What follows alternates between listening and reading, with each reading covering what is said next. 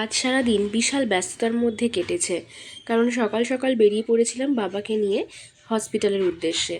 আজ ছিল বাবার একটা ছোট্ট মাইক্রো সার্জারি। সেটার জন্য তো আলাদা করে টেনশনে ছিলামই, আর তার উপরে রিসেপশনে ছিল প্রচণ্ড লাইন।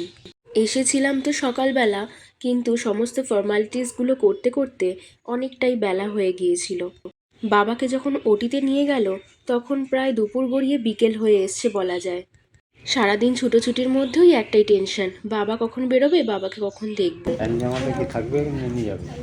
না, ওটা নিয়ে যাচ্ছি আমি, তুমি তাহলে রেস্ট করো, আমি নিচে আছি, ঠিক আছে। বাবাকে দেখে ডক্টরের সাথে কথাবার্তা বলে যখন বেরালাম তখন প্রায় বিকেল। টেনশনটাও অনেকটা নেমে গেছে, কিন্তু খিদেটা যে বেজায় পেয়েছিল, তাই ভাই আর আমি হাঁটতে হাঁটতে গিয়েছিলাম ওই ক্যান্টিনের দিকে। বিকেলের দিকে তখন রোদটাও পড়ে এসছে, আর ভেতরের এই মনোরম পরিবেশটাও বেশ ভালো লাগছিল, তাই খিদেটাও বেশ চনমনিয়ে উঠল। কিন্তু কী আর করা যাবে, ওই ক্যান্টিনের খাবার সে তো আর মুখে রুজবে না, তাই ওই জল বিস্কুট খেয়েই কাটিয়ে দিয়েছি দুপুরটা। সব সেরে যখন এই বাড়ি ফিরলাম, এসে দেখি মাও সেরকম কিছু সারাদিন খাওয়া দাওয়া করেনি, যেহেতু বাবা হসপিটালে একটা ওটির ব্যাপার ছিল, তার জন্য টেনশন তো হবেই বাড়ির মানুষটার। তো সেইভাবে খাওয়া দাওয়া কারোরই কিছু হয়নি। তাই এসে দেখলাম ফ্রিজে ডিম রয়েছে, আর ডিম যখন রয়েছে ঘরে তখন ব্যাস যে কোনো খাবারকেই বাজিমাত করে দিতে পারে এই ডিম। ঝটপট কাজে লেগে পড়লাম, এই ডিম দিয়েই একটা তরকারি মতন করব, যেটা সবাই মিলে রাতের ডিনার হয়ে যাবে। মা ওদিকে রুটি করে রেখেছে, আর রুটি দিয়েই তরকারিটা বেশ কিন্তু যাবে।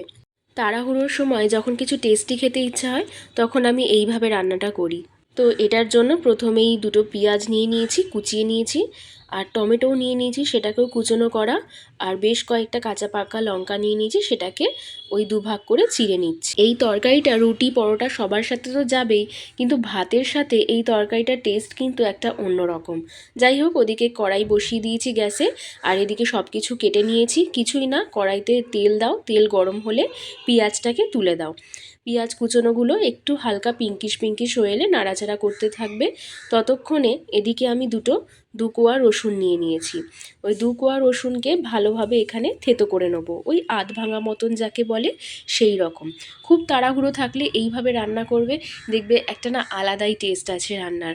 খুব গুছিয়ে না হলেও ঝটপট রান্নার সময় যদি এইভাবেও করে নেওয়া যায় রান্নাটা, খুব খেতে কিন্তু টেস্টি হয়। তো এখানে পেঁয়াজটা পিঙ্কিশ হয়ে এসছে, হাত ভাজা হয়ে গেলে পরে ওই রসুনটাও তুলে দিয়েছি, ওটাও ভাজা ভাজা হয়ে গেলে ওই টমেটো কুচি আর ওই চেরা কাঁচা লঙ্কাগুলো একসাথে দিয়ে তেলের ওপরে হালকা নাড়াচাড়া করে নেবো। ওর ওপরে দিয়ে দেবো বেশ কিছু গুঁড়ো মশলা, হলুদ গুঁড়ো, জিরে গুঁড়ো, তারপরে লঙ্কার গুঁড়ো দিয়ে সব কিছু দিয়ে একটু ওপর দিয়ে জল ঢেলে দেবো। ভালোভাবে মশলাটাকে কষিয়ে নাড়াচাড়া করে নেবো যতক্ষণ না ওটা থেকে তেল ছেড়ে আসছে। যেহেতু মশলার একটা কাঁচা গন্ধ থাকে, পেঁয়াজ রসুন সমস্ত গুঁড়ো লঙ্কার, একটু জল দিয়ে দিয়ে ভালোভাবে এটাকে বারে বারে কষিয়ে নিতে হবে। এরপরে নুন অ্যাড করে দিলাম পরিমাণ মতো, এরপর ওর মধ্যে একটুখানি জল অ্যাড করে ভালো করে 2 মিনিট মতো ফুটিয়ে নিয়েছি। ঝোল ফুটে এলে ওর মধ্যে দুটো ডিম এরকমভাবে ছেড়ে দাও, তার উপরে একটুখানি নুন ছড়িয়ে একটু জাস্ট ঢাকা দিয়ে 10 মিনিটের জন্য চলে যাও বিশ্রাম নিতে। ব্যাস ওই 10 মিনিটেই কিন্তু তোমার এই রান্নাটা পারফেক্ট একটা জায়গায় চলে আসবে।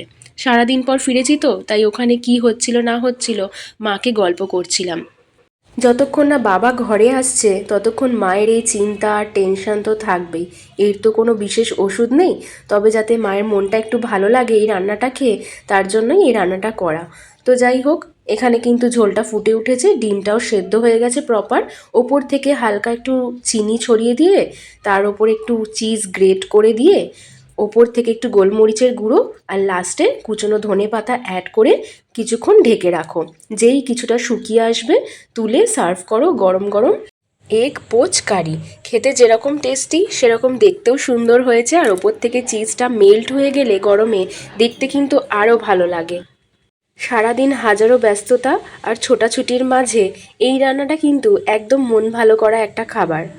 আমার তো এই রেসিপিটা বেশ ভালো লাগে, যখনই মন খারাপ হয় বা এরকম তাড়াহুড়ো থাকে আমি এই রেসিপিটা বানিয়ে খেয়ে নিই। তোমাদের কেমন লাগলো অবশ্যই জানিও, আর চ্যানেলটা সাবস্ক্রাইব করে পাশে থেকো। আপাতত আজকে এই খাবারটা দিয়েই ডিনার সেরে মনটা ভালো রাখলাম।